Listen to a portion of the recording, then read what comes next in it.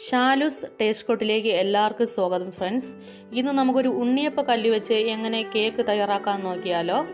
അതിനാവശ്യമായി നമ്മളിവിടെ രണ്ട് മുട്ടയുടെ വെള്ളയാണ് എടുത്തിരിക്കുന്നത്. ഇതിലേക്ക് ഒരു 3 ടേബിൾ സ്പൂൺ പഞ്ചസാര ചേർത്ത് കൊടുക്കാം. ഇനി ഇതിലേക്ക് 1 ടേബിൾ സ്പൂൺ ബട്ടർ ചേർത്ത് കൊടുക്കാം. എന്നിട്ട് നന്നായിട്ട് മിക്സ് ചെയ്ത് കൊടുക്കാവേ. 125 ml ഒരു കപ്പ് മൈദ എടുത്തിട്ടുണ്ട്.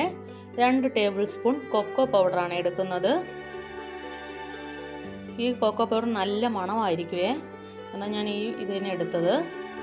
ഇനി ഇതിലേക്ക് 1/4 ടീസ്പൂൺ ബേക്കിംഗ് പൗഡറും 2 നുള്ളു ബേക്കിംഗ് സോഡയും ചേർത്തിട്ടുണ്ട്. നന്നായിട്ട് നമുക്ക് മിക്സ് ചെയ്ത് കൊടുക്കാം.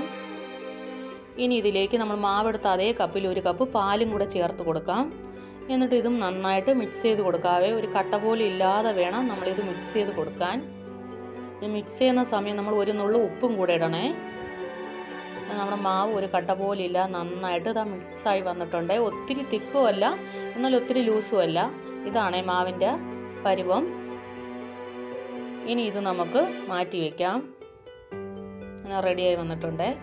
നമ്മളങ്ങനെ ഉണ്ണിയപ്പ കല്ല് വെച്ച് നന്നായിട്ട് ചൂടായി വന്നിട്ടുണ്ട്. ഞാൻ 1 ടേബിൾ സ്പൂൺ ഒഴിച്ചായിരുന്നേ.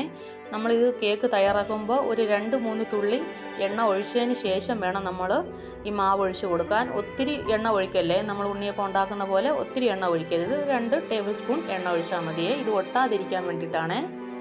എന്നിട്ട് നമ്മൾ മാവ് 1 ടേബിൾ സ്പൂൺ ഒഴിച്ചാലേ അത് കേക്ക് നന്നായിട്ട് ഉണ്ണിയപ്പം നിറഞ്ഞു വരത്തില്ല, അതുപോലെ നിറഞ്ഞു വന്നോളേ. 1 ടേബിൾ സ്പൂൺ അതിന് അളവ്. ഇനി ഇത് നമുക്കൊരു 5 മിനിറ്റ് അടച്ചു വയ്ക്കാം. ഒരു 5 മിനിറ്റ് കഴിഞ്ഞപ്പോഴേ ഉണ്ടോ നമ്മുടെ കേക്ക് ഒരു സൈഡ് നന്നായിട്ട് വെന്ത് വന്നിട്ടുണ്ട്. ഇനി ഇത് നമുക്ക് പയ്യെ തിരിച്ചിടാം. മൊത്തത്തിൽ നമുക്കൊരു ഈ കേക്ക് തയ്യാറാക്കാൻ ഒരു 10 മിനിറ്റിൻ്റെ ആവശ്യമേ ഉള്ളേ. ഇനി ഇത് നമുക്ക് 2 മിനിറ്റ് അടച്ചു വയ്ക്കാം. നമ്മൾ 2 മിനിറ്റ് കഴിഞ്ഞ് തുറന്ന് നോക്കുക. കണ്ടോ, നമ്മുടെ കേക്ക് അങ്ങനെ റെഡി ആയിട്ടുണ്ട്. ഇനി ഇത് നമുക്കൊരു സർവിങ് ബോളിലേക്ക് എടുത്ത് മാറ്റി വയ്ക്കാം.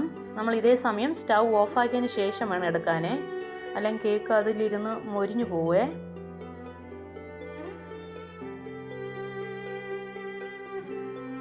നമ്മൾ ഈ കപ്പ് കേക്കൊക്കെ ഉണ്ടാക്കുന്ന പോലെ ഒരു വെറൈറ്റിയാണ് നമ്മൾ ഈ ഉണ്ണിയപ്പ കല്ലിൽ തയ്യാറാക്കുന്നത്. ഇതെല്ലാവരും ട്രൈ ചെയ്ത് നോക്കണേ ഫ്രണ്ട്സ്. ഞാനിതൊന്ന് പൊട്ടിച്ച് കാണിച്ചു തരാവേ.